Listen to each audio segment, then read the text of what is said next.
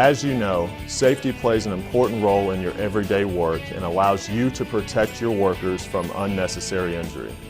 To achieve a safe work environment, all team members must work together. If one member doesn't follow the safety procedures, the results can be disastrous.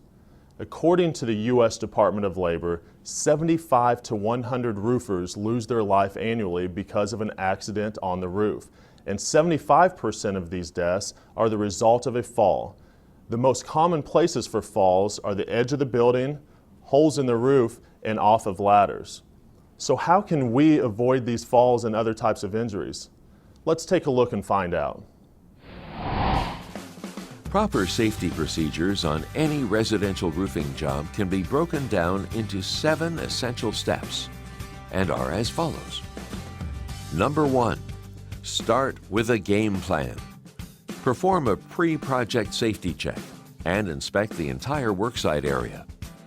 Note potential hazards and all areas where workers could be vulnerable to falls.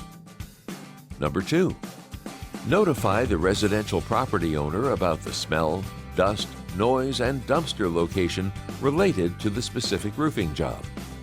The homeowner has the right to be informed about what is going on at their house.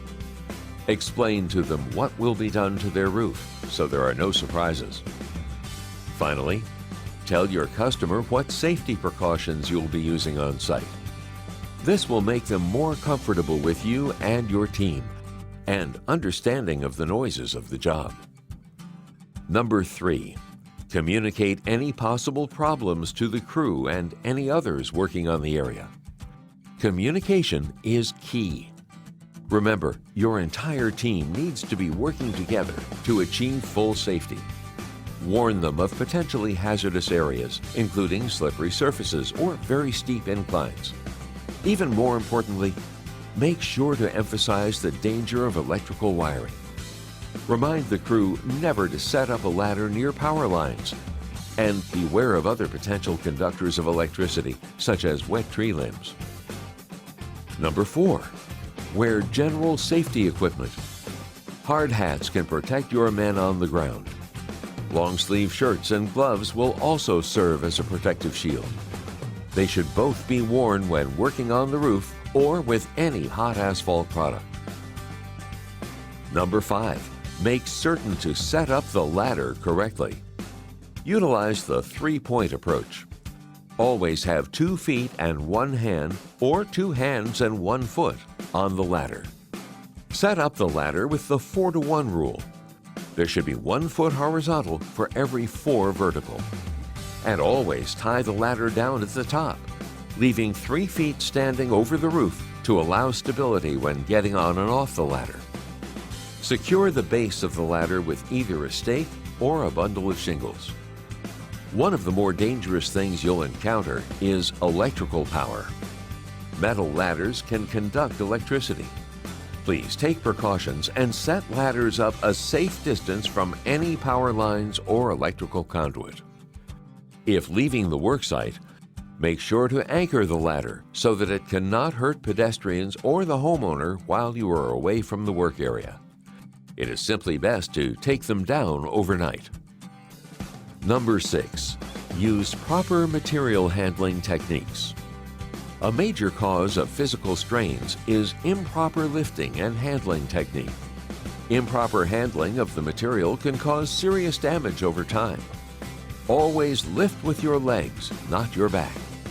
Avoid bending the bundles over your shoulder when carrying them. Remember, when lifting shingles or other material, bend with your knees, keep your head up, and your back straight. To make the job of transporting even easier, always store materials close to the roof.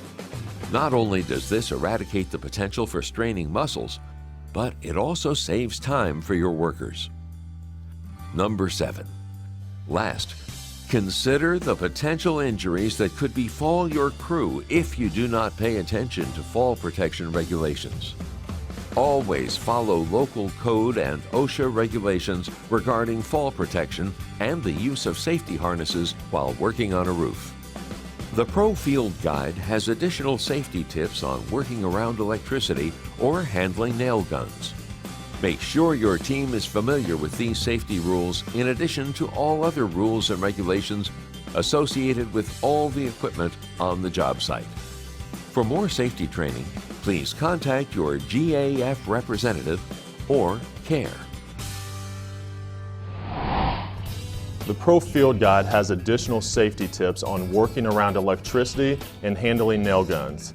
Make sure your team is familiar with these safety rules in addition to all other rules and regulations associated with the equipment on the job site. For more safety training, please contact your GAF representative or CARE.